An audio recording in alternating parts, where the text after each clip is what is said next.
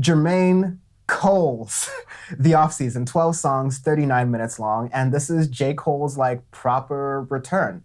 And say this is his first proper album since 2018's KOD. Yes. We've seen him on a lot of collaborations, a lot more. He did like the mixtapes. Revenge thingy, he did the stuff. I think he contributed to the Black Panther thingy, right?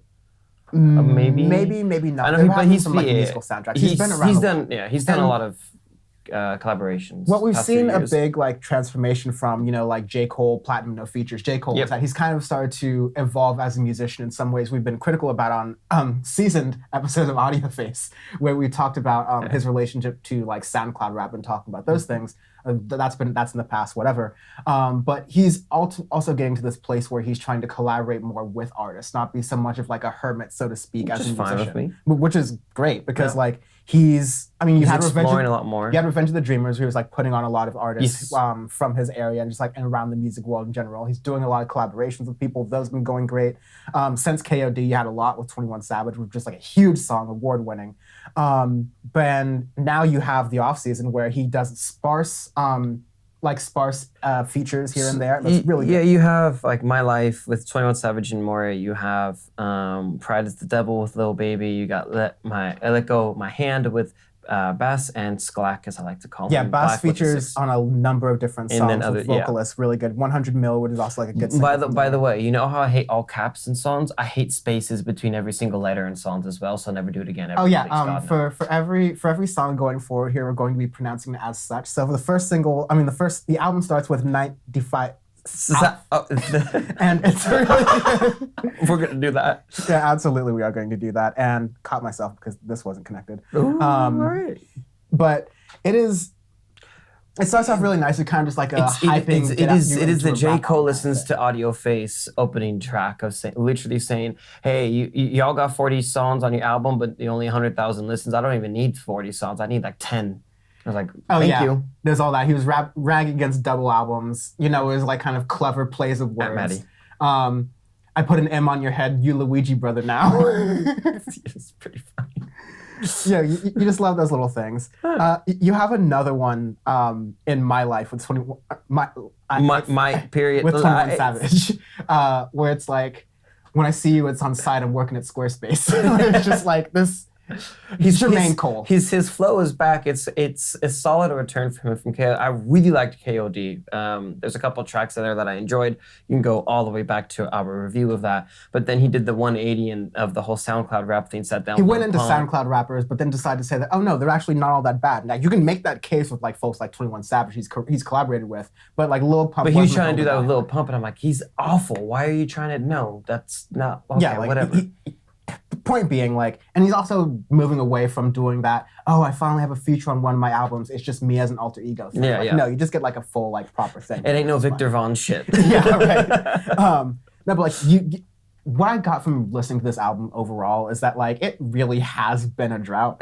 Because, you hear a lot of rap albums here and there, and they're good albums. This is somewhere here good. You got Tyrone with Slow Tie's album, which I did like. Yeah, there's some stuff that's middling around and okay. You have up and coming artists who are really good and haven't reached their full potential. But then you have a lot of the mainstream things, which are artists who have been around for about a decade now, who are just putting out trash and garbage. Exactly. Just going that week after week and a week, and just I guess whatever, sure. And then J. Cole comes and just puts on a clinic and just shows how it's done. It's a good solid palate cleanser. It's a breath of fresh air. It's you've had a lot of sushi, right? And you need to stick a fistful of ginger in that bitch, put it in your mouth. This is the solid ginger swashing of finally. It's good because I tend to like J. Cole's music here or there, and it's for me a return to form with it. I really like the features. With 21 Savage and Moray is really, really good. Yeah. Like that track. They're all great. The features all complement each other. Everything still have it. Boss Bass, however say his name, fantastic throughout the album as well because he contributed for a couple tracks, and his flow along with J. Cole's, they really complement each other well. It's just back and forth, really, really good. On My Life, you have that style of trap beats and stuff that isn't overdone. The bass sounds really good. It reminds me a lot of Metro Boomin style of production, which is my favorite for trap. And I did like that. After that, you have Applying Pressure, or sorry, Which I liked about this, which is a lot of rap artists feel like they have to jump into like a trap sort of mindset into it. But like 95 South, even when applying pressure, almost had like a boom bap kind of feel. Like it was an old school thing, but you would put some like dumb little Uzi Vert laser sound effects in the background to kind of like make it have a newer kind of deal thing. But I really liked these little songs that were like interludes in the middle with just J. Cole spinning off, kind of being a little bit heady, but not too like in your face. This is just plays real nicely. I think the one sort of heady-ish song, you get into two parts where you get into Prize the Devil with Lil Baby, which I need to like do a timeout and pause here because do you recognize the back loop to Prize the Devil? The little guitar thing in the background? Hold on. Let me have it. It's not off the top of my... Because I do, and I was really heated for a moment until I kind of understood what it was. And so what I realized was that it was also a song off of Aminé's album last year. Yeah. I need to remember the name of it. It's Can't Decide. There we go. And the thing is, there's a producer who worked on Can't Decide, and he also worked on this song around the same time. He was just like, this little guitar strum is great. Interesting. I'm just going to flip it, and like here it's going to be a little like a neo-pop thing for Aminé, and here it's going to be like a rap trap kind of thing for Lil Baby and J. Cole. Unpopular opinion, Lil Baby should have stayed off this track still. Yeah. Like, I just don't like his flow, nothing. But I liked him more in other songs even, which is weirdly enough. I don't like Lil Baby that much, but I think in other songs he's done and other features he's done, he's been a little bit better, but I think he just got eaten up by this track, honestly. But it could also just be me. But it was generally really good, and like I said, it starts off this part of the album that's very retrospective.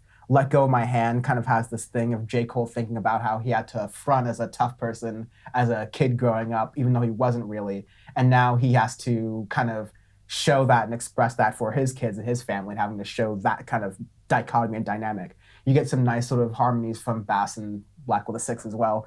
And I think, again, Black with a Six is kind of understated in this record, in this track a little bit, which is fine. I'm fine. Like I kind of annoyed with because like we make fun of his name till time immemorial, but he's really talented. He's a good I liked his drop a few years ago. It was really good. Yeah, East Atlanta Love Letter. Yeah, exactly. Yeah. He's incredibly talented. He he makes neo pop and like trap and B like really worth listening to. Yes, that combination, everything. It's very. Yeah. So I wish he was just like mixed a little bit and so he could be a little bit more prominent, but it's like totally fine. You had the Climb Back, which we heard as a single. It's just like classic J. Cole kind of coming through with it. But like overall, this is one of the few rap albums I've heard in a long time that I just am fine playing over and over again. 100%. And it's weird. Like I miss rap like this. And it's also, I'm trying to check myself. Like, am I being an old head? Because like I wasn't following J. Cole as much on his like rise that everyone did. I was just like ignoring like, oh, this is good music. Oh, this is pretty good. But this is like, it's not like damn level transcendent very good, but this performs very well in the sense that it's an older artist making a record in 2021. It doesn't sound like it's trying to be anything it's not. It's just staying relevant, staying true to who you are, but still expanding on it because it doesn't sound like KOD. Which is good because KOD had a lot of experimentation, a lot of different sounds and stuff. It was it was stripped back. It was great. It was but good. It's very 2018. Exactly. Right? It fits in the era. Exactly. It fits in the era. It's like A Brief Inquiry. It sits in that time capsule of 2018, 2017 era. They don't want to really go off too much on. But the off season is great as what it is. Yeah. So I genuinely like it a lot. Yeah, I think you can't go wrong with most of the songs, especially if you're going through this. Just don't really solid. Put spaces in between your goddamn songs ever again. I mean, that's anybody. I don't care who you are. Never again. Unfortunately, a lot of people type like this, so you'll get used to it, especially in Instagram bios. It'll be fun. Oh yeah, I know. That's the worst. When you have that super small font Instagram stuff too, and I'm like, just. There's a website where you can, I guess I'm giving out game for free today, but like I guess there's a website where you can basically convert any text you type into like all of those annoying fonts that show up on social media regardless of what device you use, including like the weird cursive or like the wingding shit. We love Zoomers. Anyways, arbitrary scale this week is arbitrary scale this week is bags for your gas. It's how you're bagging your gas because America, the eastern seaboard of the United States had a gas shortage because some like non-government affiliated Russian spy group hacked into colonial pipelines, preventing the oil to flow into major parts of the East Coast. And so instead of Americans just chilling out and going, oh, there's still gas, but it's just like the flow is disrupted for a few days and it'll be back to normal. No, people started hoarding gas as though it was the end of the world apocalypse. There's no tomorrow. Just like they're hoarding toilet paper. Yeah, phenomenal. Including our like officials having to send out a warning to people, reminding them to not put petroleum in gasoline in petroleum-based gasoline. I remember that guy's Hummer like set on fire after he tried to bag his gas. No, the tragic thing was like a bunch of people's like cars set on fire because they had plastic bags of gasoline in the trunks of their cars. It's just wonderful. So this is a solid like. So it was more better? I don't know. Use at your discretion. You get to choose because it's a super arbitrary scale. I'm thinking this like a solid like this is okay. This is a gasoline leak at like as a recycling facility. Because this is on fire, dog. Like, this is real good. This is using a Trader Joe's plastic bag, but you accidentally leave like some other substances in there because it's been sitting in your garage for a long time, and it sets on fire as soon as you put it in the trunk of your car, and that entails a whole explosion of the gas station. It's like it's like you've used a Trader Joe's plastic bag to catch the leaking motor oil from 1998 Chevrolet Corsica for the past 20 years, and decide all of a sudden gonna use this to grab some bananas. And you get exactly what's coming to you. God damn, J. Cole, man. Like, I'm happy. I would love to hate him more. I wanted to get in here. Like, I wanted to start this album like, God damn it. Okay, we'll get into it. Let's do whatever. Good. Hats off, bitch. Really solid, yeah.